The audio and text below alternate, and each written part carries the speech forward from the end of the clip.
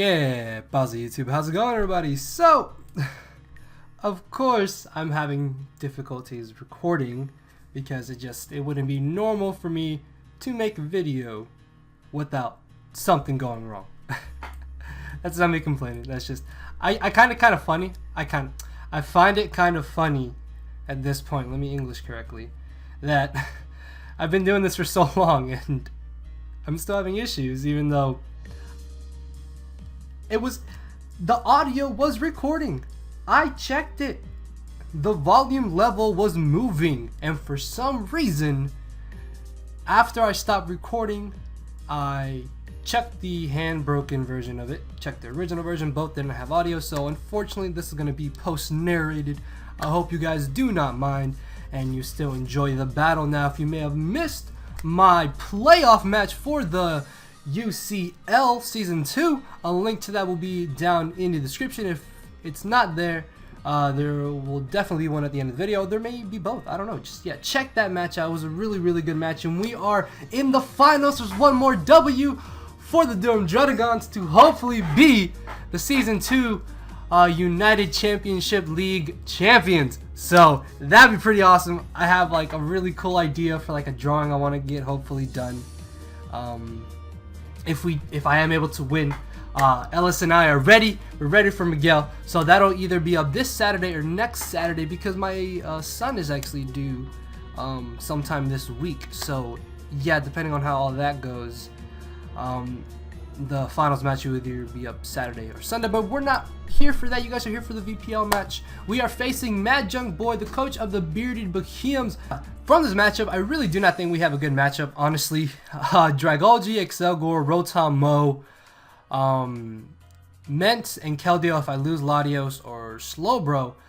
Mad Junk has a lot of scary offensive mons, especially offensive mons, and fast, especially offensive mons, and just fast mons in general. Like Mega Aerodactyl could prove to be annoying, but I do have a hole in the ace in the hole. Why did I say a hole in the ace? I got an ace in the hole in Water Shuriken, which is going to be doing enough damage to where after rocks and fake out, if we get 3 hits with Water Shuriken, we should be able to knock him out. And because it is priority, we will go before him. So that's going to be pretty great. Also, we can maybe chip down and knock out a very weakened Keldeo or Salamence. Excelgor is going to be taking a lot of damage. Slurpuff, maybe if it comes. I don't really see why he would bring Slurpuff. We have good old Registeel here. Unfortunately, Registeel is not going to be that crucial in our matchup, just because he gets to a KO'd about just about anything and everything that he wants to bring. So I can't really cover everything with Registeel. But the defenses and HPVs are to be able to live in an Earthquake from Salamence, T-Wave it as a Dragon Dance, is then a +1 after leftovers and an extra leftover turn. Unless he gets 2 absolute high damage rolls, then he can't knock out Registeel. And then at that point we can just T-Wave it, or if it's weakened enough, Ice Punch is actually 2 KO, so I may not even have to go for Thunder Wave. But yeah, regardless, we should be able to 2 KO Ments after rocks and live 2 Earthquakes if it comes down to it. We can also take hits from Aerodactyl. We can live a Choice Specs Keldeo's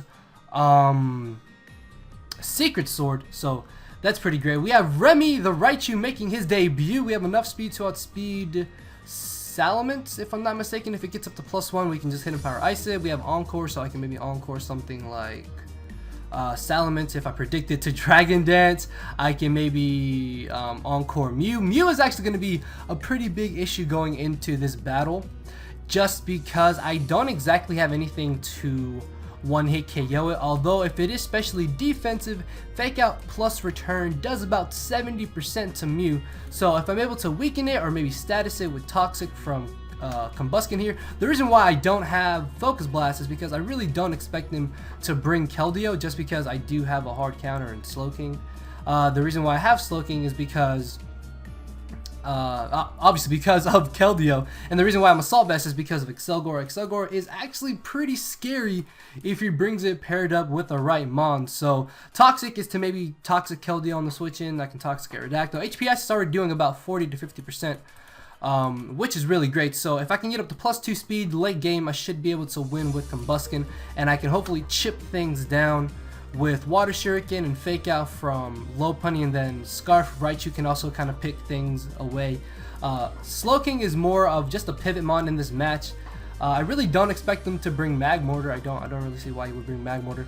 So this thing is going to be taking on most likely Keldeo and Excelgor if worse comes to worse. If he does bring Magmortar along with those two, that's going to be actually terrifying. So I really hope he doesn't do that. But yeah, that's more or less what I was thinking going into this battle. So hold up, let me get to the actual match itself. So here's the actual battle now. He brought everything except, of course, I didn't expect him to bring Magmortar. I didn't expect Slurpuff. I expected Rotom Mow. And what else did I expect? What else? Hold on. Mence is what I was like. Why is Raichu so? Does anybody else see Raichu here? He's kind of leaning low. Okay. Anyways, looking at this matchup, Magmortar, depending on the set, could be a problem. If it's just Assault Vest, it's not going to be hitting too hard, but in return, Slowking isn't going to be doing too much to it. Keldeo, I'm pretty sure it's not going to be Specs, just because of us potentially being able to bring Latios, and because he brought Keldeo, I'm expecting him to have Pursuit on Mega Aerodactyl, so I'm going to have to watch out for that. Sableye, depending on the set, could be a problem. Slurpuff honestly shouldn't be too big of an issue. I have Water Shuriken, and I have Fake Out, and then Registeel I'm pretty sure can live a +6 hit, so if worse comes to worse, that'll be great. Mew, of course, depending on the kind of set he is, will determine on how I can deal with it. And yeah, obviously going into this battle, Mew, a giant nuisance. Everything else I should be able to play around accordingly. But yeah, my best lead going into the match I thought was going to be Raichu, just because again, Raichu can Volt Switch on his entire team and we can outspeed everything bar Scarf Keldeo. So again, I'm not too concerned about Keldeo. He could maybe be Life Orb. Specs is what I was mainly concerned about, because again, I have Latios and Slowking. Specs could really wear me down. But yeah, anyways, again, just gonna lead off with my Raichu, as he's gonna be leading off with the Mew, of course, because why not? I hate this thing. And I'm gonna go straight for the Volt Switch, as I Volt Switch directly into my Greninja. I am gonna be able to go straight for the Dark Pulse. I guess this is where having something like Extra Sensory would have come in handy, because I could have gone for it. But I am going to go straight for the Dark Pulse, which is able to do a decent amount of damage to the Keldeo. Now, I don't want to risk him potentially being Scarf, so I'm going to make the safe switch into my Slowking, knowing that if he does want to predict this and double out, it really doesn't matter, because Slowking is already going to be doing like 40% to Sableye if it comes down to it. And honestly, Sableye shouldn't be an issue because I do have Combuskin and not Mega Lopunny, but mainly Combuskin to be able to take it on, which should be able to a KO depending on his spread. But regardless, Slowking, it's still very early on in the match, so there's no need for me to overpredict. So Slowking was a pretty safe switch in, as I'm going to go straight for the Shadow Ball, expecting him to want to bring in the Mew. The reason why I do have Shadow Ball is for the Mew, so I could pressure it a little bit more. And I'm going to switch up moves here and go for the Scald. Not really fishing for the burn, but if I got it, that would have been pretty great, as I am able to get it, and he burns me with the Will-O-Wisp. Now, if he doesn't have Heal Bell, this is going to be pretty great, because this just means it's not that big of an issue. And now that it's statused, I will be able to knock it out here, as I make a pretty aggressive play. And I switched directly into my Mega Lopunny. The Roost was fairly obvious, which is why I made this play. And again, if he is especially defensive, which judging for how much damage the Shadow Ball did and how much damage my Fake Out does to this Mew, he is especially defensive. So after the burn, he is in range of where Fake Out plus Return will be able to knock him out here. And that is exactly what's going to happen. I'm going to be able to finally get rid of this Mew very early on in the match, which is pretty great. So now I don't have to worry about it. Unfortunately though, as he brings in Keldeo here, I am very positive he is Scarfed. So I'm going to switch directly into my Slowking, as he makes a nice double switch into that Magmortar. Now this is actually a pretty bad scenario that I'm in. Even though I am up 6-5, he has Stealth Rocks up. He's able to get free switches here, as you saw there. He made a very nice double switch, expecting me to switch. And because he statused my Slowking already, if he Thunderbolts me here, he will be able to 2KO me, and in return, Scald cannot really do anything to him. Which, the more I think about it, I honestly should have probably made this play. I went into this battle wanting to play aggressively, and I ended up playing more defensively, as you'll see from the match. And this is an example of it. But with him having Keldeo and it potentially being scarfed, it could just lock itself into Secret Sword anytime I wanted to switch. So it was really, do I want to get rid of this Mag Mortar and then potentially get swept by Keldeo, or do I want to be able to save Slowking and try to get momentum in my favor? Because I make a really unnecessary play into my Raichu here, expecting him to Thunderbolt, because why would you go for a fire type move? But he was in a very perfect scenario where he could have actually risked this, knowing that I couldn't risk losing Slowking. And then he turns out to have Flame Charge. So first off, the Lava Plume, he actually got a max damage roll on my Raichu. Then he got the burn on top of that. I'm not upset, but the burn did kind of matter, because if he hadn't had burned me, I might have been able to just Volt Switch here instead of Thunderbolting, and I could have Volt Switched into my Slowking, and then I could have gone for the Scald. And the reason why I didn't Volt Switch is because I can't live rocks. I'm already burned. I should just stay in here and try to get off as much damage as I can. And that was my thought at the time. And yeah, basically if he hadn't got the burn, then I would have been able to just Volt Switch here regardlessly.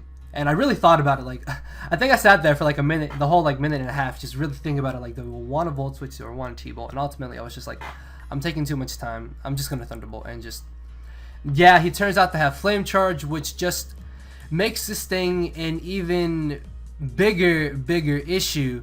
So here, again, I need to choose. Do I bring in Slowking and lose Slowking after taking a Thunderbolt? Because at this range, if he's Assault Vest, his damage rolls were basically telling me that he was modest max special attack. So he most likely is Assault Vest, along with it having Flame Charge. I honestly do not think he had Expert Belt. I really don't know why you would have Expert Belt on Flame Charge Mag Mortar, because it should be Assault Vest. So I'm assuming it's Assault Vest. So because it is Assault Vest, Scald could still not knock out this Mag Mortar. And if I had brought in Mega Lopunny, I risk going for the Fake Out and then getting burned, because I didn't have enough speed on Mega Lopunny to be able to outspeed Mag Mortar at +1, because I didn't expect Flame Charge Mag Mortar, and it caught me off guard here. And I tried to make the appropriate plays that would still benefit me later in this match. So here I decide to switch into my Greninja, because again, I have Water Shuriken. So depending on rolls, I can actually knock out this Mag Mortar if I get more than 2 hits, or if I get 4 hits in general. If I get 4 hits, it doesn't matter about rolls, I knock them out. Depending on rolls, I can knock them out in 3 hits. If I get 2 hits, I'm screwed regardless. So it was either I can risk the burn on Mega Lopunny, then from there I can try to play mind games and then switch into Slowking, but then there's a chance he could predict that and Thunderbolt me, and then he 2 KOs me. But then in that scenario, I just bring in Greninja here and I knock him out with the Water Shuriken, but then I lose my only switch in to Slowking. My only switch into Keldeo, which is my Slowking, in which case I just get swept by Scarf Secret Sword Keldeo, unless I'm at +3 speed with my Combuskin and the Keldeo is worn down enough.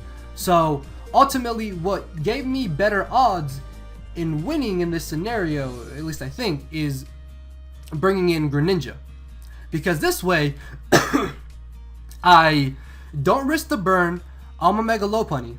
I don't risk him T-bolting my switch in on my Slowking and then just 2 KOing me, and then me losing my only switch into Keldeo. And I can't bring in Combuskin because I don't have the Focus Blast, obviously, and I can't bring in Registeel because a Fire Blast is going to be doing too much damage to me, and I still need Registeel to be able to take on the Mega Aerodactyl. So again, all I have to do is get 3 not low damage roll Water Shuriken hits, and I can knock this out, or get 4 hits. So obviously I was really hoping and praying that I could be able to knock this out and then just go from there, although that would have put me in a bit of a better scenario that I am in now. Again, he still has rocks up, although he does lose Mag Mortar.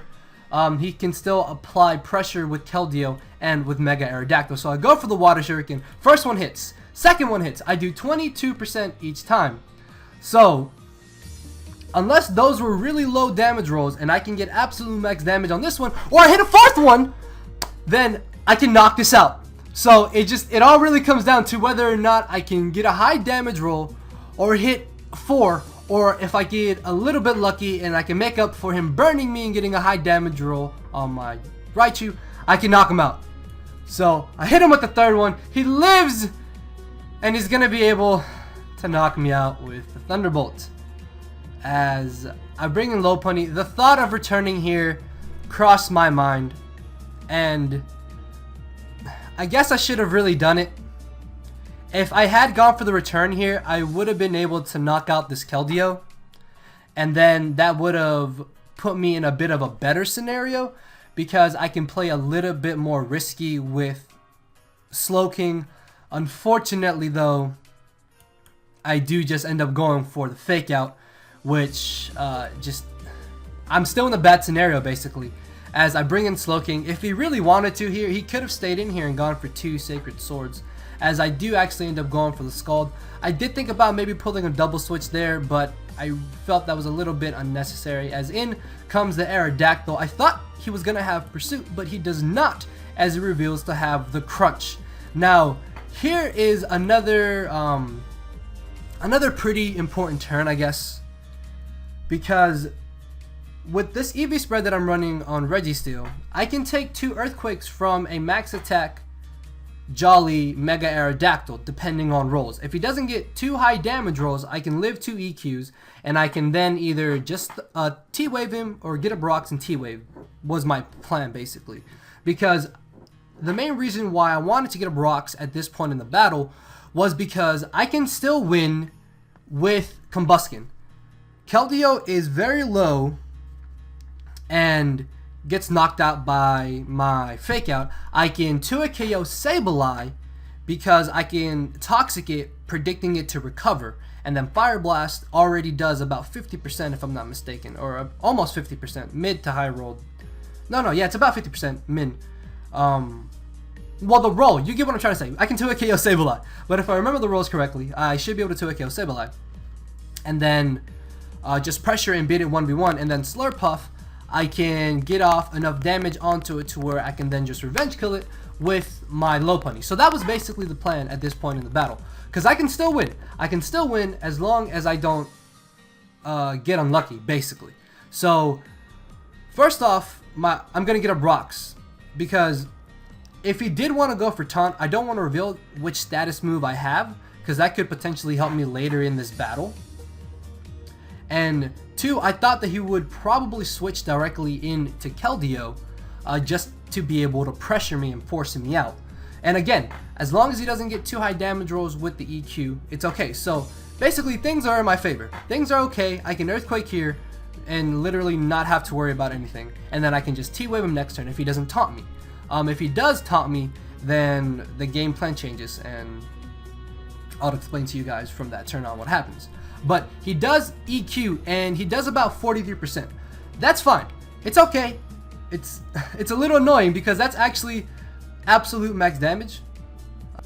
So yeah, here we go. So as you can see, 43% is near to max damage. It might as well be max damage. But it's okay. It's okay, because Leftovers is going to put me at about 42%. So again, as long as he doesn't get another high damage roll, I can T-Wave him here, or I can Ice Punch or Seismic Toss.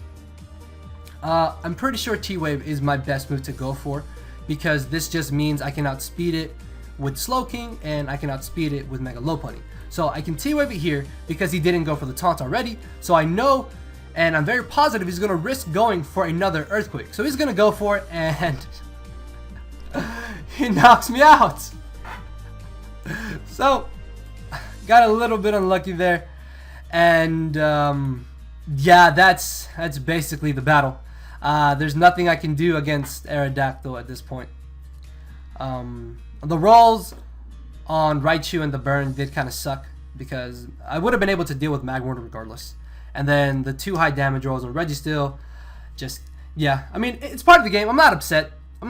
But, yeah, I could have won if he hadn't got all the high damage rolls. But, hey, it's Pokemon, and we all love and hate Pokemon. So, good game to Mr. Mad Junk Boy for ending our winning streak in the Valhalla Pokemon League. Make sure to check him out. Again, his channel link and stuff is down in the description. So with that being said, guys, I don't know if I will have a battle up next Monday because Rudy dropped out. But I think if I am able to make a team, and if I do have time to make a team, I'm actually going to be playing my assistant coach for the UCL in a match where he's going to actually make his version of Green Scrafty's draft.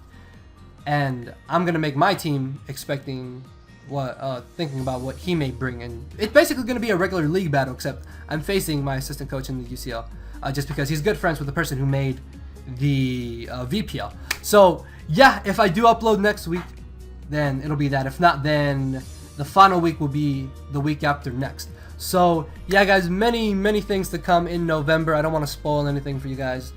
I just kind of want to keep things hush hush. But yeah, just expect a lot of things near the end, or near mid to the end. Or basically when Sun and Moon comes out, just expect a lot of things. No, not a Let's Play, so don't worry about that. But yeah, thank you all for watching, guys.